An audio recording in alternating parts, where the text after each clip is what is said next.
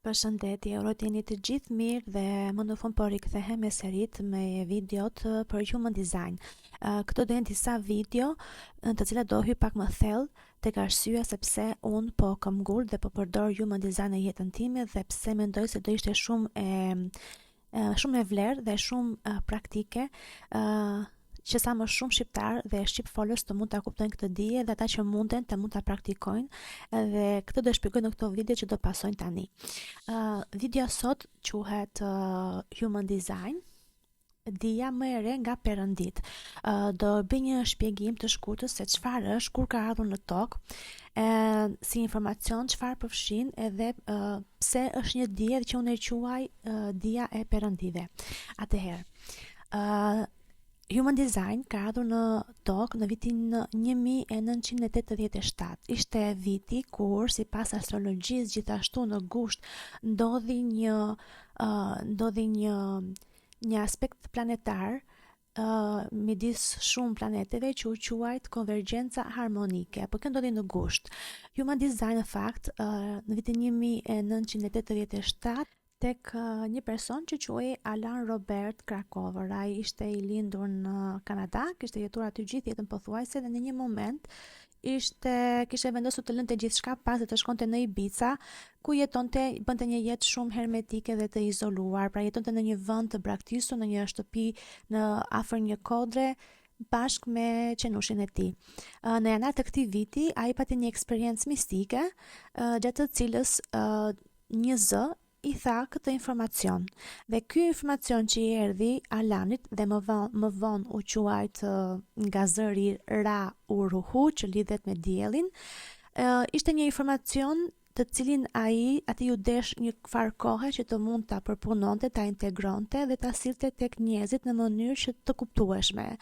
Kuptohet, një informacion që vjen në mënyrë mistike, është e vështirë të përkthehet koshienca në fjalë dhe gjuhë të thjeshtë. Sistemi që ai mori gjatë këtyre ditëve ishin 8 net, domethënë, ishte një sistem në të cilin përfshiheshin dijet më të vjetra të njerëzimit që ne kishim përdorur në të kaluarën për të njohur veten dhe për të krijuar koshiencë, që është I Ching, Kabala, çakrat, sistemi i çakrave, astrologjia dhe fizika kuantike dhe gjenetika. Të gjitha këto përfshin në një sistem të integruar që ai e quajti Human Design, pra dizajni i njeriut.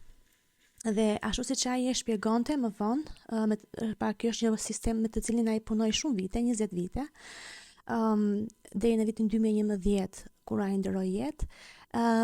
Dhe në këtë sistem përfshihen gjitha këto sistemet e mëparshme.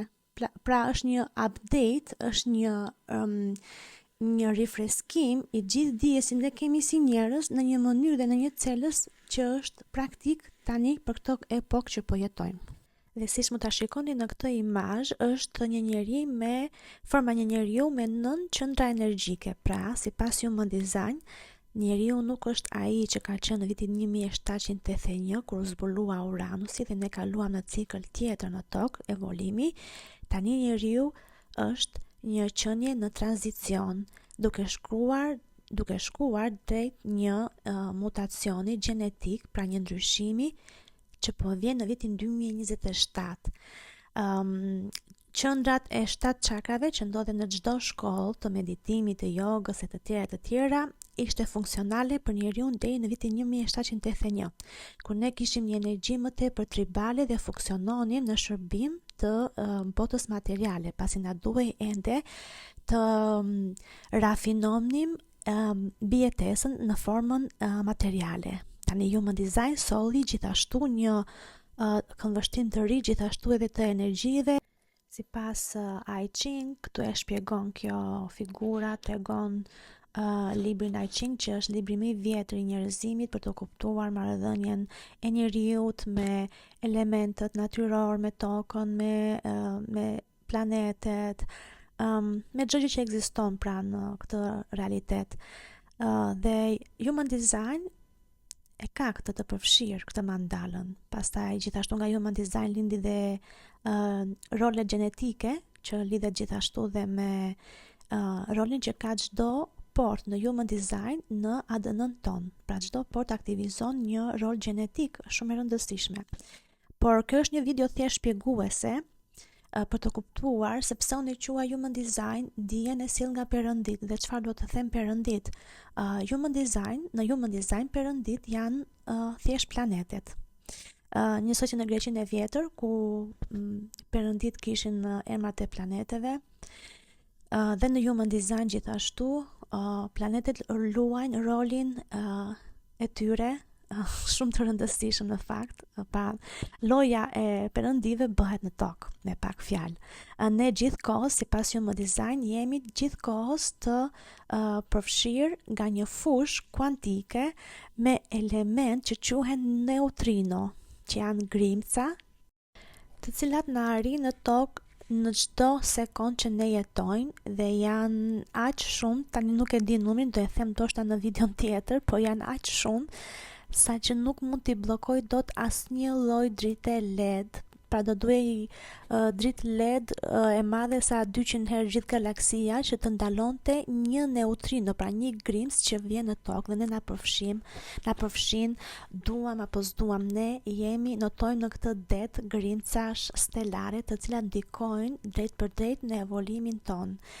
Një evolim që Human Design na ka sjell si informacion që po drejtohet drejt 2027-ës, drejt një mutacioni gjenetik tjetër, ku njeriu nuk do jetë përsëri më njeriu i mëparshëm, po do jetë me një energji tjetër, pra me një ndryshim në mënyrën se si do përdori koshiencën e tij. Çfarë mund të shtoj tjetër këtu? Human Design erdhi në një moment, unë do e thoja SOS për njerëzimin, që të mund të ketë mundësinë të përgatitet të navigoj, të udhëtoj në një epokë të re sipas energjisë të saktë dhe korekte që Human Design mundëson të njohim nëpërmjet këtij sistemi. Te kjo foto do shikoni 4 aurat, pra 4 mënyrat se si ne mund të navigojmë jetën, secili prej nesh ka një prej këtyre aurave dhe do e shpjegoj në videon tjetër se si funksionon. Dhe do ju shpjegoj në videon tjetër se si këto aura funksionojnë dhe si bashkëveprojnë me njëra tjetrën. Mirë dëgjofshim.